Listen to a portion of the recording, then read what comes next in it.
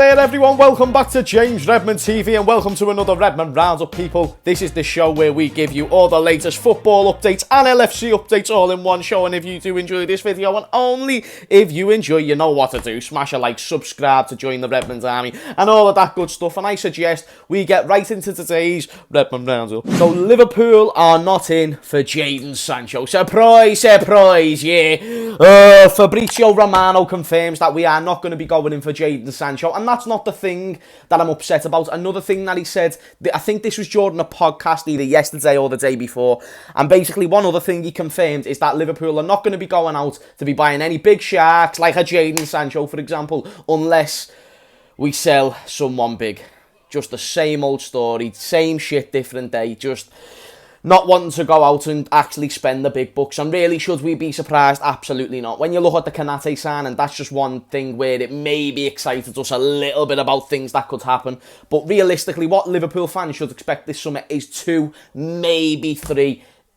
Not big signings, but you know, like a Basuma, which would be a good signing, don't get me wrong, I'm not trying to say it won't, but if you are expecting a Jadon Sancho or like an Mbappe, not even like players of that calibre, I'm just trying to think of someone who's kind of okay, but like, you know, not this player specifically, but like a Mason Mount, and again, I don't mean him specifically, because I know he wouldn't join Liverpool, but someone of that ilk, someone who's proven a little bit more than what they've shown. Even a Jack Grealish, much better example. Why aren't we linked with someone like a Jack Grealish? Someone like with a bit of Premier League experience, someone that's going to add something to the attack, someone that's going to improve the team, and yes, will cost a little bit more than your average player, but in case you didn't remember, we're not an average club, so it frustrates me, and to be honest, I am fucking fuming to know that something that I already knew anyway. I knew this was going to be the case anyway. I don't know why I thought we were going to go out and maybe do more than this. But just be expecting, I think, a midfielder and maybe an attacker.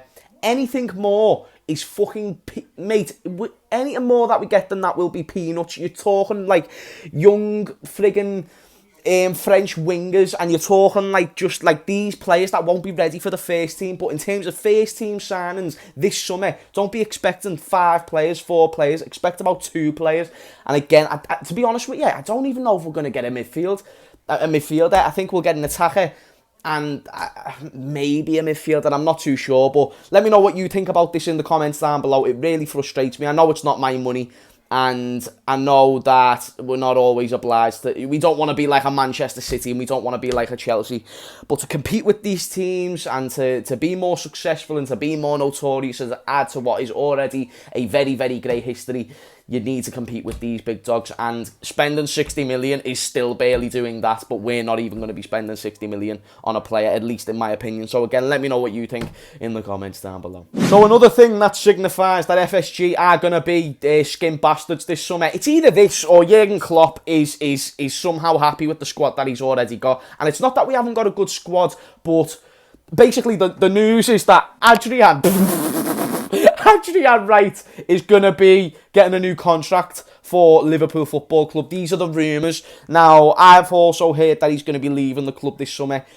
But then when I see these rumours intensify, you know, whether it's true or not, it just shouldn't be spoken about. And do you see us linked with any goalkeepers? Because I don't. And we need to get a backup goalkeeper, by the way. For those people who are going to say that we need to just rely on Kelleher to play that role, that's bollocks. If you're saying that we need to rely on Loris Karius to play that backup goalkeeper role, that's bollocks. Because with all due respect, we are Liverpool Football Club, even Manchester United, a team that finished above us, by the way. They have got Sergio Romero, they've got Dean Henderson, they've always had a good backup. Look at friggin' Spurs, they've always had they had Lloris, then they had Gazaniga, then before that they had Michel Vorm. They've always had a good backup goalkeeper. Even Arsenal, like, I know this season it's been a lot more questionable, but last season they had fucking Martinez and Leno, and that's Arsenal, and they finished 8th last year. And I'm not trying to be disrespectful to Arsenal fans, it's just kind of trying to put a little bit of light on me fucking point that we need to spend, and with this incompetent thinking of just sell to buy, it's just annoying. And I know that if we're going to be keeping players like I've heard Kelleher's going to get a new contract, but he's going to go out on loan and we're going to keep Adrian. Are you taking the piss? Like, unless that Pitu Lager, or whatever his name is, the goalkeeper for our under-23s, unless he's some friggin' next Alisson goalkeeper, this should not even be considered. Because unless he's going to be the number 2 next season, basically what I'm trying to say is it shouldn't be Adrian. You know what I mean? And it's just annoying.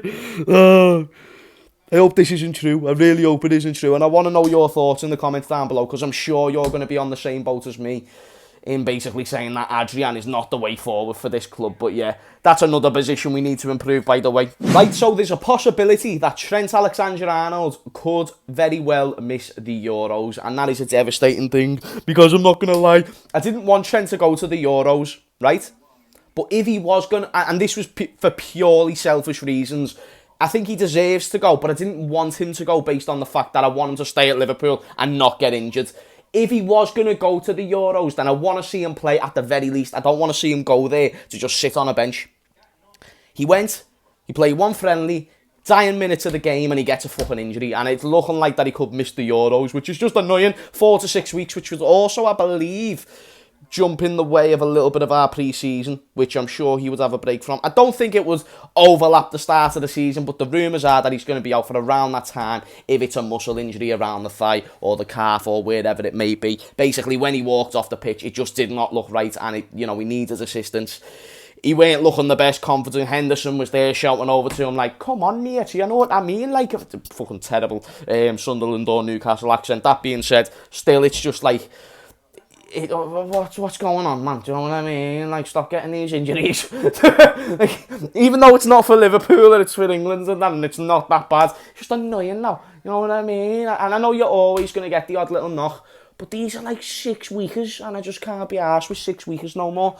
So I hope Trent is alright. I hope that he can make it back in time for the Euros, because all this mess and talk and battle that we've all had about, oh, Trent needs to play for England. I think even Gareth Southgate has now saw that Trent is better than all the other right-backs. Nah, even if he doesn't, yeah, he knows that he's much better than what he was the last time he chose an England team. We know that for the fact, because he's actually chosen. Therefore, it's going to be a miss if we don't have him. That being said, let's just hope that he's alright. And you never know, even if he's out for like 3 weeks, he might have to come back to Liverpool or whatever. I don't know, but people, let me know what you think about this in the comments down below. It just would be our luck, wouldn't it? Oh my God, yous, I need to show you this clip. So basically, this girl sent me, I wish I could remember the name from the top of my mind, but I don't. But she sent me this, or someone sent me this TikTok of this girl. And let me just show you this video. She's basically speaking over that infamous clip. I'll show you. Bosh, amazing, sick, great, fantastic. What else do you want me to say? Anything else? Yeah, we did. Every player is bosh, and the one that I'm mentioning now, Sadio Mane. I said it last time I was on it, he's the best football player in the world. I don't know why people, why is that for, Chris? Why are you laughing for? Why are you laughing for? Being serious? I'm being serious? No, you see, I'm talking facts here. I don't do if, buts and maybes. I do absolutes. And, you know, like, if you don't have balls, she'd be uncle. But she doesn't, so she's not. Do you know what I'm trying to say?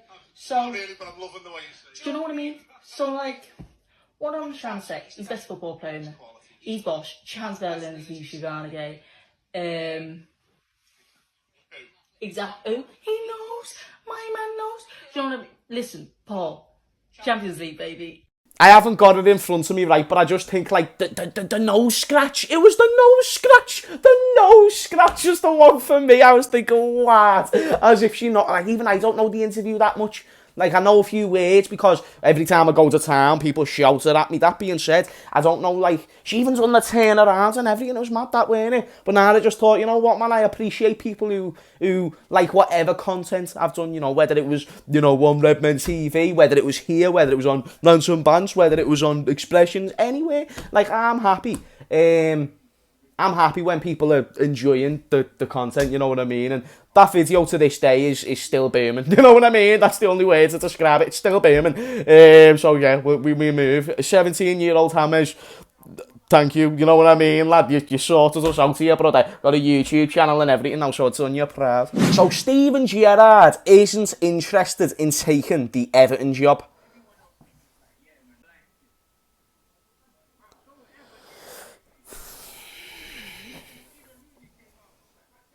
You're joking, aren't you? So we've got a few more things to talk about in this Redmond roundup. The first thing that I want to do is the Euro update on the Liverpool players and how they fared on international duty. So I've just told you about Trent Alexander-Arnold. Now I'm going to tell you about another right-back, Nico Williams, who got sent off in the 3-0 defeat versus France. Rather controversially, I'm not going to lie to you, but it was good for him to get a run out in that game. It was good for Harry Wilson, of course, to get a run out in that game. And I want to know your thoughts, speaking on them too. What's their role in the squad next season, Harry Wilson and Nico Williams? Because this isn't even on the list. This is just something that's came to me now. I'm interested. Harry Wilson, I don't think he's ready for this Liverpool team. I think he's Premier League level, but I don't think he's ready for this Liverpool team. I would rather see a Harvey Elliott be introduced into the first team scene other than a Harry Wilson, who's a little bit older. And with Nico Williams, I think we all know he's very much a backup right-back choice, but maybe you might want to see him out on loan. Just interested to know what you think. Also, Gini Wijnaldum and Andrew Robertson. Oh, the embrace of dreams. It made me fucking cry. Oh, lad.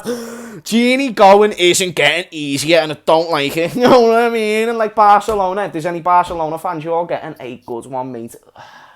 And it's just annoying because it's free. You know what I mean? But like, how many times have I said, you know what I mean, in this video? This has been a poor performance, but we're getting through it, you know what I mean? These are daily, so some of them might be a little bit below par. That being said, when I'm talking about Gini, I don't know if you want me to be on par, because that decision to let Gini go was not on par, I'll tell you that for free.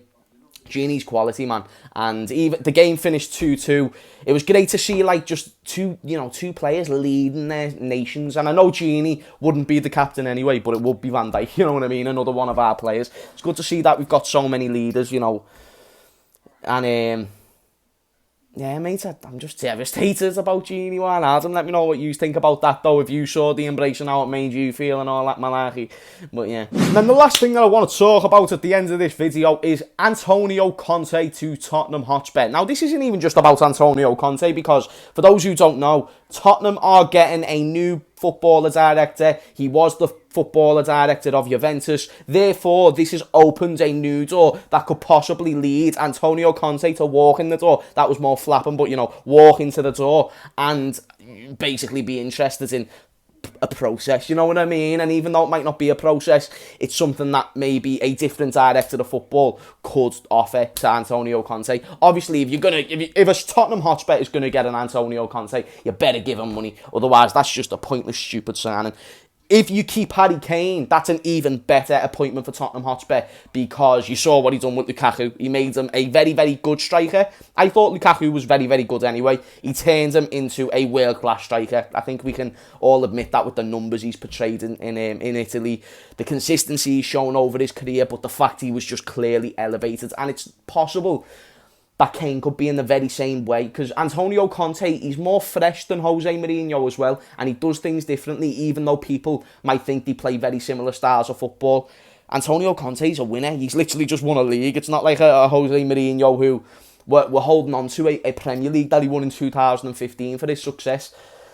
Antonio Conte's serious, so if Tottenham do get that appointment, even though they're in the European Super League next season, that's a problem if they can get him on a 2-3 year contract.